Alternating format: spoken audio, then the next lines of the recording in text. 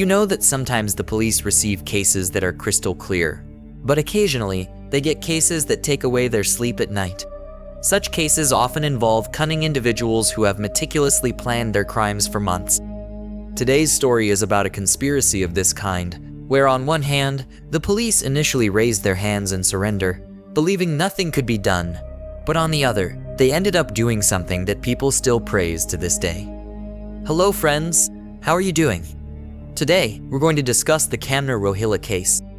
The story begins in the city of Dehradun, located in the state of Uttarakhand, specifically in a neighborhood named Dharmapur, within Nehru Colony. The Rohilla family, a small family of 3, lived in one of the houses in this area. This family included a husband and wife, couple also known as Ashok and Kamna Rohilla, along with their 3-year-old daughter.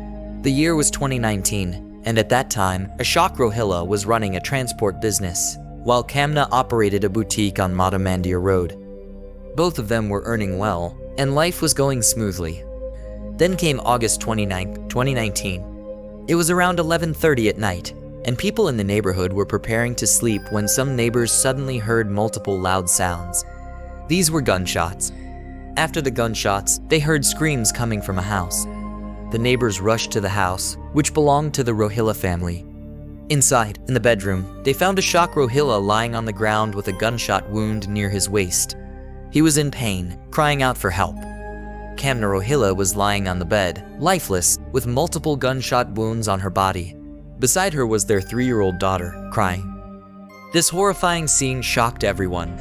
Someone called the police, but by the time they arrived, injured Ashok had already been taken to a private hospital where his treatment began. Meanwhile, Kamna's brother, who also lived in Dehradun, was informed through a neighbor and came to the scene.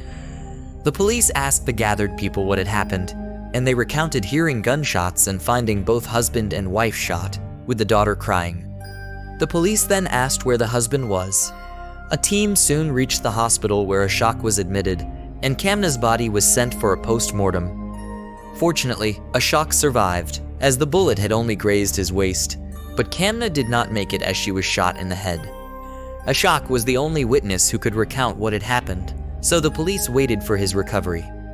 There was no sign of forced entry in the house, and nothing had been stolen from the lockers, indicating that whoever came had only one motive: to eliminate this family. What kind of enmity could they have had with this family? CCTV cameras were installed in the house, but the DVR box that stored the footage was missing, possibly taken by the intruders.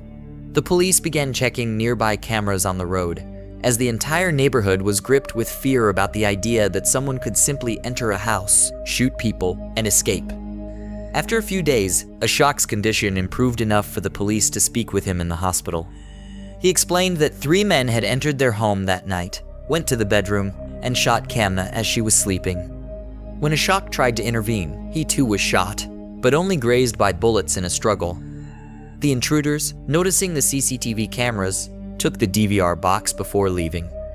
Ashok recognized one of the men very well and told his story in detail. Ashok and Kamna had married in 2014 after being in a live-in relationship since 2009. They had married with family approval, and the two were deeply in love.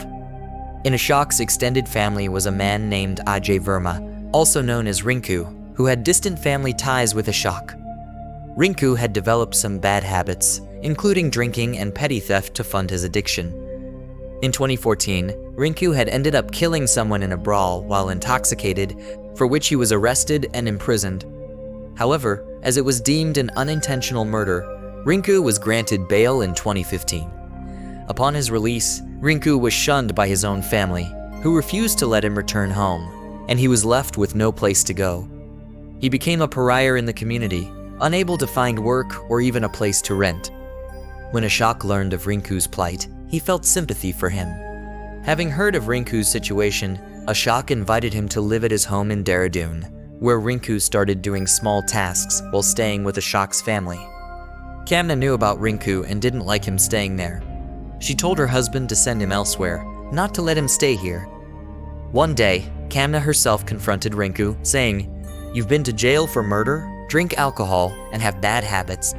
Go live somewhere else. Don't spoil our home's atmosphere." This led to conflicts between Rinku and Kamna.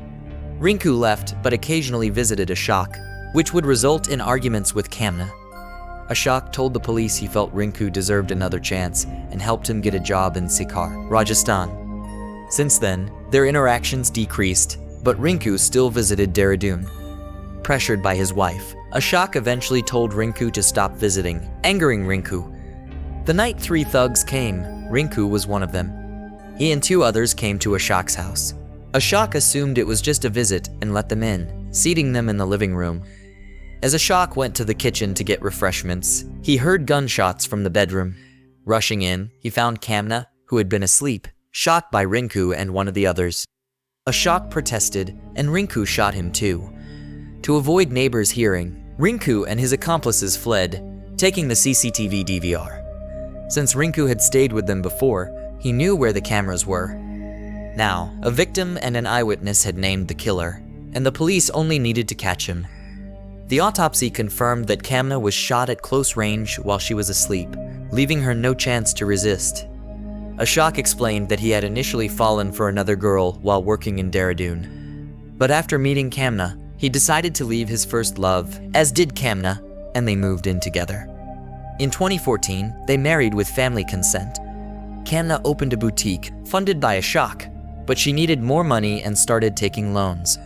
Ashok advised against excessive borrowing, but by 2018, Kamna had taken loans totaling 8 million rupees. Ashok suspected an affair between Kamna and the lender. Ashok planned Kamna's murder to avoid a divorce and prevent her from claiming his assets. He roped in his childhood friends Deepak Sharma, Gaurav Sharma, and a man named Parvez, offering them a large sum. The plan started with eliminating Rinku, so the murder could be pinned on him. Rinku, having been estranged from his family, wouldn't have anyone to vouch for him. Ashok sent Rinku to a job in Sikar and arranged his birthday party with his accomplices, where they got Rinku drunk, gave him sleeping pills, and strangled him en route to Sikar. They discarded Rinku's body and burned his belongings to erase any trace. Ashok began spreading rumors about Rinku's threats to him and Kamna, setting the stage to implicate Rinku for Kamna's murder. On the night of August 29th, Deepak, Gaurav, and Parvez entered the house and shot Kamna in her head and chest while she was asleep. To stage an attempted murder on himself, Ashok had Deepak graze his side with a bullet. They then took the CCTV DVR and left. However, police investigations soon revealed the plot, leading to the arrest of Ashok, Deepak, and Gaurav, with Parvez apprehended 6 months later in February 2020. The court case is ongoing, and this is where the story ends. Please like, share, and subscribe to our channel, and don't forget to hit the bell icon for updates. Thank you for watching. We'll see you in the next video.